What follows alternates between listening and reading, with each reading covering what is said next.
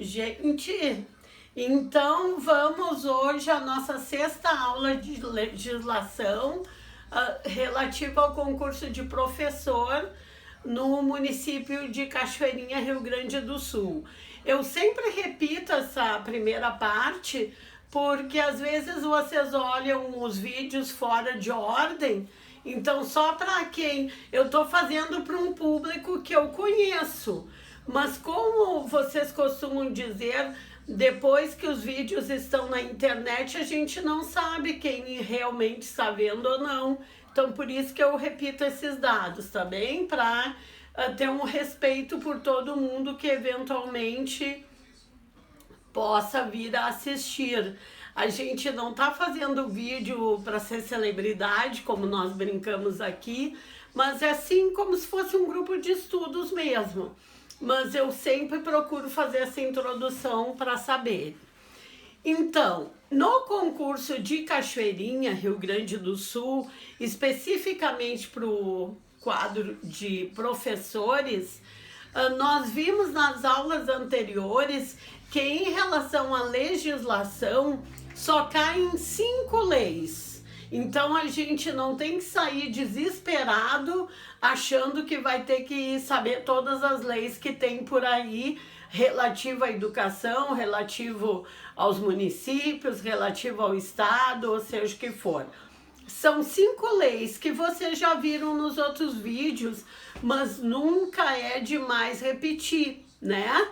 Porque, volto a dizer, quando a gente tem o controle, né, sobre aquilo que a gente está fazendo, a gente fica com mais segurança e tem mais chance de depois, quando for colocar na prática, no nosso caso é o concurso, tem mais chance de acertar, porque não vai ficar nervoso, porque sabe que leis iam cair. Então, são 5 leis: a Constituição Federal, o Estatuto da Criança e do Adolescente, o Estatuto da Pessoa com Deficiência, a Lei Orgânica do Município, no caso, a Lei Orgânica do município de Cachoeirinha, né, já que é o município que está ofertando o concurso, e o regime jurídico dos servidores públicos municipais, no caso também do município de Cachoeirinha. A Constituição Federal nós já estamos estudando, né? O Estatuto da Criança e do Adolescente, eu já disse para vocês que é uma lei muito fácil de encontrar. Esta aqui é do Conselho Municipal dos Direitos da Criança e do Adolescente. Então, várias instituições já publicaram o Estatuto da Criança e do Adolescente. E a maioria das escolas públicas tem, às vezes 1, 2, 3, 4, de várias instituições. Então, também é fácil de vocês encontrarem. O Estatuto da Pessoa com Deficiência, infelizmente, ainda não é tão assim possível o acesso. Não é um tipo de lei como a Constituição e o Estatuto da Criança e do Adolescente que tu encontra assim, modo de dizer em cada esquina, não é assim. Mas ali no edital, o próprio edital indica o número da lei. Então, quem quiser pode pegar até na internet. Na internet vocês encontram para imprimir. Como qualquer outra lei. Como qualquer outra lei. Obrigada pela ajuda de quem está filmando. Como qualquer outra lei. Então, tendo o número da lei, tudo a gente encontra ali, dá uma olhadinha sempre no site que está oferecendo aquela lei, vê se é um site de alguma instituição, né, que tenha uma credibilidade, para ver se saiu bem direitinho a lei. Em geral, o que aparece é o primeiro... É sempre o do Planalto, o primeiro que aparece. Sim, ó, interessante, quem tá filmando disse, e é uma boa dica mesmo, a gente retirar essas leis do site do Planalto, essas leis federais. Claro que o regime jurídico do servidor público de Cachoeirinha não vai ter no site do Planalto, vai ter no site da Prefeitura de Cachoeirinha. porque o Planalto não vai conseguir ter todas as leis de todos os municípios ali, todas juntas, né? Em geral são leis federais, como o Estatuto da Criança e Adolescente, o Estatuto da Pessoa com Deficiência, etc. Mas essa dica do site do Planalto foi muito importante, tá? E a lei orgânica do município, logicamente, também vocês encontram no site da prefeitura. Todas as prefeituras têm ali disponível sua lei orgânica e seu regime jurídico dos servidores municipais. Então vocês vão ali e imprimem, é muito fácil, é muito tranquilo. Nós optamos aqui em começar pela Constituição, não sei o que vai dar tempo até o dia do concurso, mas vamos indo nas aulas, né? O que a gente conseguir estudar até lá é uma, desculpe, é uma possibilidade a mais para vocês. Bom, na primeira aula de Constituição, eu tô recordando porque na última aula, na aula 5, se não me engano, eu não fiz essa retrospectiva. E depois uma de vocês me disse, é bom fazer essa retrospectiva, porque daí vai indo na sequência, fica bem didático, fica fácil de entender e nunca é demais repetir. Então hoje eu tô fazendo a retrospectiva, mas um pouquinho mais resumidinho, porque senão a aula vai ficar cada vez maior e eu quero fazer aulas pequenas para vocês poderem olhar em qualquer intervalinho do trabalho. E mesmo quem no momento não está trabalhando tem seus compromissos pessoais para dar conta, né? Então, o que que a gente viu? Que na Constituição Federal não são aqueles mais de 240 artigos que tem a Constituição Federal. Não são. O edital pede que se estude do primeiro artigo, aliás, do artigo 1º até o artigo 69, mas fazendo intervalos em alguns artigos. Alguns artigos do artigo 1º ao 69, o edital não pede, ele elimina. Então a gente vê que da Constituição, dos mais de 240 artigos da Constituição Federal, nós temos que estudar em torno de 45, 50 artigos, né? E isso já dá um certo alívio pra gente. É melhor estudar 50 artigos, 55 artigos, 60 artigos quando muito, do que estudar mais de 240 artigos, ok? Então, da Constituição é tranquilo, é esses artigos que eu falei para vocês e que nós já começamos a estudar. Nas primeiras aulas, eu chamei a atenção de vocês por uma coisa, que é muito importante começar pelo nome correto da lei, né? Que toda lei tem um nome, às vezes a gente dá um apelido para ela, mas toda lei tem um nome. No caso da nossa Constituição Federal, assim entendida, né? A gente conhece por Constituição Federal, nos editais não vem escrito via de regra, a não ser quando é um concurso estritamente jurídico. E mesmo assim, às vezes vem escrito Constituição Federal, né? O nome da nossa Constituição, e isso já caiu em concurso mais de uma vez, é Constituição da República Federativa do Brasil. A Constituição Federal ou a Constituição da República Federativa do Brasil é a mesma coisa, é a mesma Constituição, tá? E quando é que essa Constituição foi promulgada? Quando é que ela foi, passou a valer aqui para nós? Também já caiu em prova de concurso, eu só estou recordando aqui com vocês, 5 de outubro de 1988. 5 de outubro de 1988. Esse dado também é importante vocês lembrarem. Quando a gente vai estudar a Constituição, lá no edital, por exemplo, pede do artigo 1º aos 69, pulando alguns. Mas é importante, importantíssimo, quando a gente vai estudar qualquer lei, e isso eu já chamei a atenção de vocês nos outros vídeos, a gente saber o espírito daquela lei, como a gente chama no direito. O que é o espírito daquela lei? É o objetivo pelo qual aquela lei foi elaborada e foi aprovada. O que se pensava na época? Ou ler a lei. Ou, como assim, ou ler a lei? Não entendi. Ler a frase toda da lei. Pegar o artigo da lei e ler aquele artigo por inteiro. Sim. De cabo a rabo. Sim, mas aí não é o espírito da lei.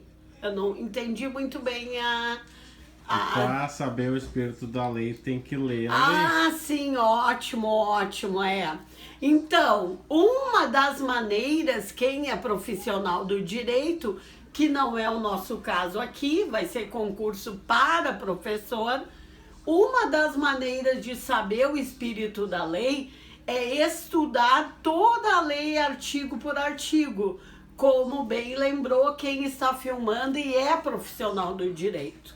Só que no nosso caso aqui, o concurso é para professor.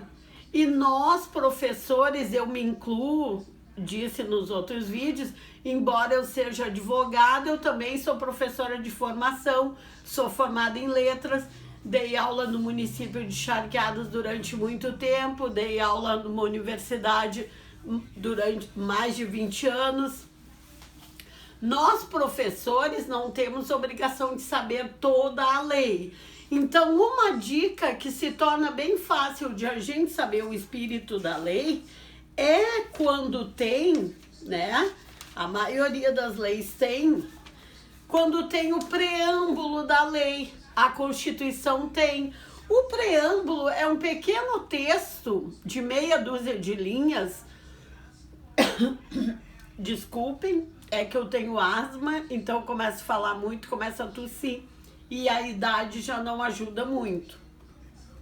Mas seguindo, o preâmbulo é a introdução da lei, tem meia dúzia de linhas. No preâmbulo a gente já sabe mais ou menos qual é o espírito daquela lei, o que aquela lei quis quando foi aprovada.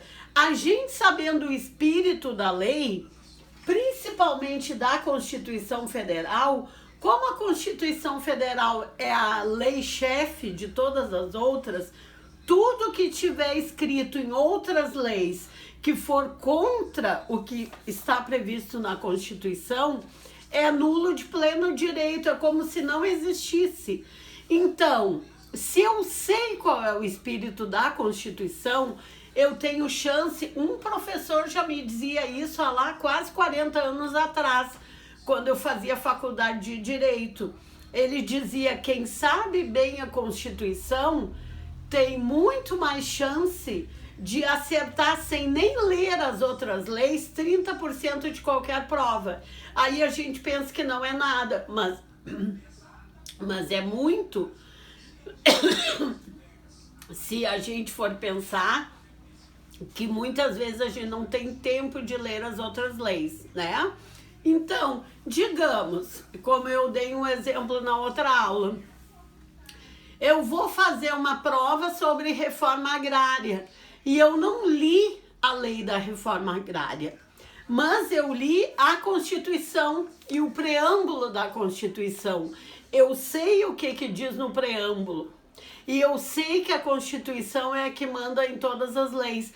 Aí lá na minha questão sobre reforma agrária, diz que um proprietário de terras teve sua propriedade invadida e brigou numa luta armada contra os invasores, né? A gente, mesmo sem ter lido leis de reforma agrária, sem ter estudado, essa a gente já vai eliminar. Por quê? Porque a gente sabe o preâmbulo. E no preâmbulo diz que todas as soluções adotadas aqui no Brasil deverão ser pacíficas. Então a gente arrisca aquele ali que está lutando contra os invasores. Por quê? Porque as nossas soluções são pacíficas, né? E assim por diante. Não vou repetir tudo que está no preâmbulo, porque nas aulas anteriores a gente já viu, tá? Depois, a gente seguindo adiante, a gente foi estudar o caput. O caput, como eu escrevi na outra aula, do artigo 1º. Caput quer dizer a cabeça do artigo, ou seja, o que vem primeiro no artigo, tá? Essa partezinha aqui. No caput, nós vimos novamente que nós somos uma república federativa, né? Assim é que nós somos constituídos, uma república federativa. Por isso, o nome da nossa Constituição é Constituição da República Federativa do Brasil. E como é que é formada essa nossa República Federativa do Brasil? É formada por uma união indissolúvel dos estados, municípios e Distrito Federal. Ou seja, todos os estados, junto com os municípios e o Distrito Federal, eles formam um bloco indissolúvel. É como se a gente dissesse assim, nenhum dos estados, nenhum dos municípios e nem o Distrito Federal pode sair ali do mapa. Não pode. É um bloco indissolúvel ali, né? Isso diz o artigo 1º, o caput. Além disso, nós somos um Estado democrático de direito. O que quer dizer isso? Democracia é que nós escolhemos nossos próprios representantes. Isso eu esqueci de dizer na aula anterior. E Estado de direito é que nós vivemos, se diz no direito sob a égide da lei, mas vamos dizer assim, nós vivemos sob o comando da lei, né? Nós vivemos dentro daquilo que a lei dita ao organizar a sociedade, ao dizer o que é crime ou não, ao dizer quais são as leis do trabalho e etc, etc, tá? Então, nós vivemos num Estado democrático de direito, porque nós escolhemos os nossos representantes, democracia, e nós vivemos com uma lei que nos rege. A lei mais importante de todas é justamente essa que está dizendo isso, que é a Constituição Federal ou Constituição da República Federativa do Brasil, ok? E esse artigo 1º diz que essa República Federativa do Brasil, formada por uma união indissolúvel de estados, dos estados, municípios e Distrito Federal, e sendo um Estado democrático de direito, tem 5 fundamentos. 5 fundamentos que mantêm essa República Federativa do Brasil. Quais são esses 5 fundamentos que estão lá no artigo 1º? O primeiro fundamento é a soberania. O nosso país tem soberania. O que quer dizer soberania? É que nós mesmos, brasileiros, os nossos governos, o governo federal, junto com o governo estadual, junto com o governo municipal e, sobretudo, o governo federal, quando se fala em soberania, é que vai decidir os rumos do nosso país. Não é outro país que vai se meter aqui e vai dizer tem que fazer isso, fazer aquilo. Não, nós somos soberanos dentro do nosso país.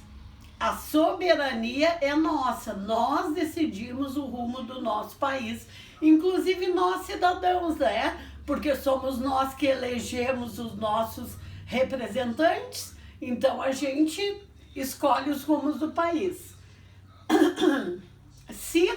Cidadania, da mesma forma, nós temos direito a voto, né? Então nós somos cidadãos de uma democracia e nós elegemos nossos representantes. A dignidade da pessoa humana é um dos fundamentos do artigo 1º da Constituição Federal. Então, isso implica em muitas regras. Implica nas regras de direito penal, implica as regras de direito do trabalho, porque todas essas regras ou essas leis têm que respeitar a dignidade humana. Então, no caso das leis trabalhistas, não pode existir trabalho escravo, porque trabalho escravo não respeita a dignidade da pessoa humana. No caso do direito penal, a tortura não é permitida, porque a tortura invade a dignidade humana e assim por diante. Então, tudo que a gente for organizar dentro do nosso país, a gente tem que pautar pela soberania, pela cidadania, pela dignidade da pessoa humana, pelos valores sociais do trabalho e da livre iniciativa. O que quer dizer isso? Os valores sociais do trabalho, o trabalho que permita que a pessoa, no fim a gente vai incluindo um estar relacionado ao outro. O trabalho que permita que a pessoa tenha alimentação, tenha saúde, tenha moradia, tenha educação. Tudo isso são valores sociais do trabalho. O trabalho ser digno, né? O trabalho estar longe do que se pensa de trabalho escravo, que volta e meia os fiscais do trabalho por aí afora encontram, né, em alguma região do nosso país, algum lugar que tem lá agricultores ou extratores de minerais em trabalho escravo, vão lá, prendem o dono daquele, nem digo estabelecimento, daquele local de exploração. E livre iniciativa quer dizer o quê? Que a gente tem liberdade para montar nosso próprio negócio conforme as nossas regras, conforme o que a gente entende da nossa organização e conforme até os nossos próprios recursos. Eu vou montar uma loja grande, eu vou montar uma loja pequena, eu vou ser prestadora de serviço, eu vou ser profissional liberal, eu vou trabalhar só segunda e terça, eu vou trabalhar só no domingo, eu vou vender roupa, não, eu vou vender doce, não, eu vou abrir um supermercado. Isso é a livre iniciativa, ok? A livre iniciativa se mostra bastante importante agora com a novidade dos trabalhos pela internet. Sim, ótimo, ótimo. Então, quem está filmando lembrou, muito importante, que a gente enxerga bem a livre iniciativa com os trabalhos pela internet ou com a divulgação dos trabalhos através da internet, né? Muitas vendas ou muitos trabalhos são divulgados pela internet. É um exemplo ótimo de livre iniciativa. Tem países que não permitem isso. Isso, tem muitos países que não permitem e tem muitos países que não permitem nem o negócio próprio, né? Tem que ser tudo de acordo com o aval do Estado, né? Tudo o Estado é o dono, até do próprio salário, né? Como a gente, não quero como é que se diz, polemizar aqui, porque aqui a gente está estudando a Constituição, é só um exemplo, eu não vou dizer que está certo ou errado.